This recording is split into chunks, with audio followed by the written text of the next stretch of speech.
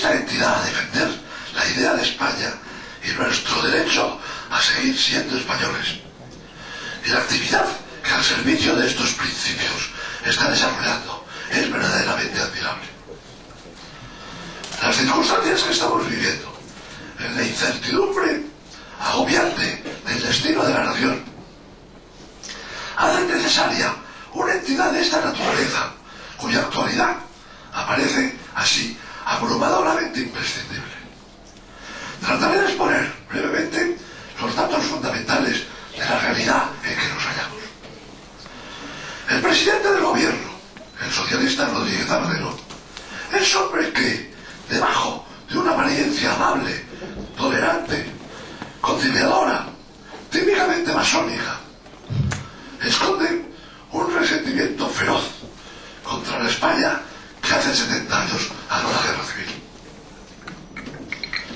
En una entrevista periodística se ha definido como rojo, lo que tal vez resulta lamentable, porque él es, o debería ser, no solo el presidente de los rojos, sino también de la otra España, que derrotó a los rojos.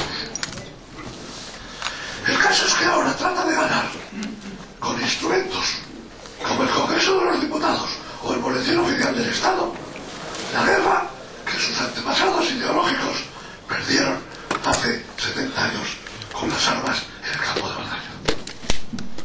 Se exalta el presidente Zapatero en el elogio de la Segunda República, y en este que llama Año de la Memoria Histórica declara en el Parlamento solemnemente: la España de hoy mira a la España de la Segunda República con enorme reconocimiento. Pues bien, lo cierto es históricamente que esta España de la monarquía parlamentaria de hoy nace no de la República derrotada, sino del movimiento vencedor. El propio rey Juan Carlos declaró solemnemente en el año 1969, al aceptar su nombramiento, que recibía de manos del generalísimo Franco la legitimidad del 18 de julio. Es decir, que el rey accedió al trono sin otra legitimidad que la del movimiento nacional y gracias a la voluntad del caudillo.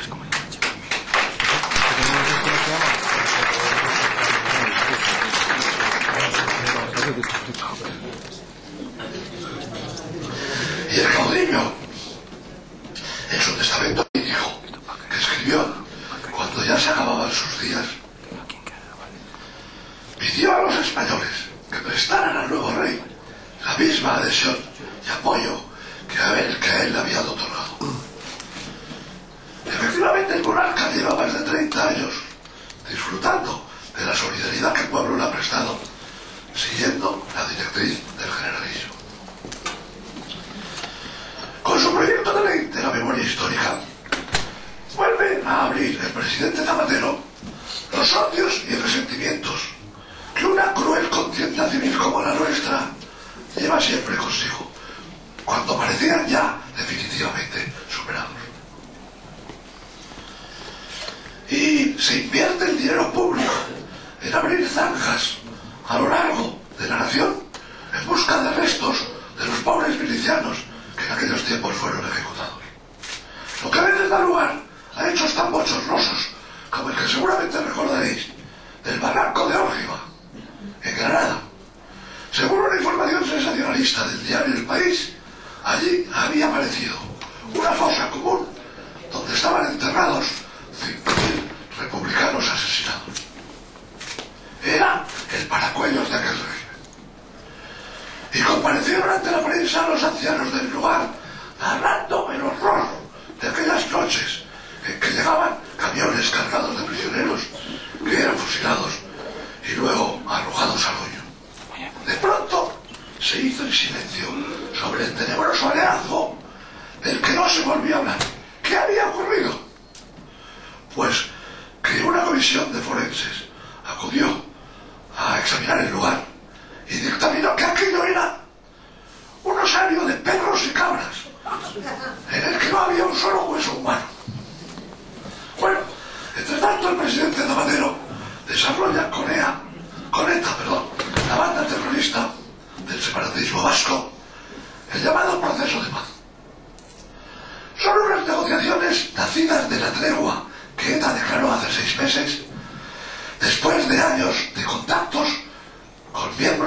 Partido Socialista. El interés electoralista de la negociación parece claro. Si Zapatero consiguiera alcanzar la paz, seguramente tendría garantizado, como el gran pacificador, el triunfo en las próximas confrontaciones electorales. Pero la dificultad estriba en que ETA no parece dispuesta a renunciar a los dos objetivos fundamentales del separatismo vasco. Lo mismo del separatismo vasco, del PNV que de ETA. La anexión de Navarra y el llamado derecho de autodeterminación. Respecto al primero, ya el líder de los socialistas más concados, Patxi López, ha dicho que ve con buenos ojos la creación de un ente común de conexión permanente entre las autonomías vasca y navarra. Por otro lado, manejan el establecimiento de una eurorregión más concada, en la que entrarían, además de las dos autonomías peninsulares, el departamento francés de Pirineos Atlánticos, supongo que excluyendo el Béarn. Así, junto a las provincias vascongadas y Navarra, estarían la Meurthe, Sul y la Baja Navarra, es decir, las tres comarcas vasco-francesas. Claro que para alcanzar esta meta necesitarán, si es que llegan a alcanzarla, contar con la aprobación del país vecino, de España, a la que el presidente Zapatero quiere llegar. Probablemente se trata de una confederación de naciones ibéricas, al estilo de las viejas ideas del federalismo republicano de Pi Margall. Con ello, el presidente habrá de ser con actual unidad de España, pero se equivoca si imagina que así quedará resuelto el problema de los separatismos periféricos. Por lo menos el nacionalismo vasco, desde PNV a ETA, no se dará por satisfecho con un diseño de esa naturaleza. Estamos hartos de oírles que Euskal Herria ha de ser un Estado soberano e independiente, uno más de la Unión Europea, con soberanía igual a la de los otros Estados miembros. Si no se frenan todas estas quimeras, el porvenir no se presenta ciertamente halagüeño. Contra ellas tenemos que luchar. Por eso yo me felicito de que hoy se presente aquí una entidad como la plataforma España y Libertad, a la que podremos acogernos cuando sintamos los mismos principios en los que la plataforma se sustenta. Que tenga un gran éxito y un porvenir venturoso.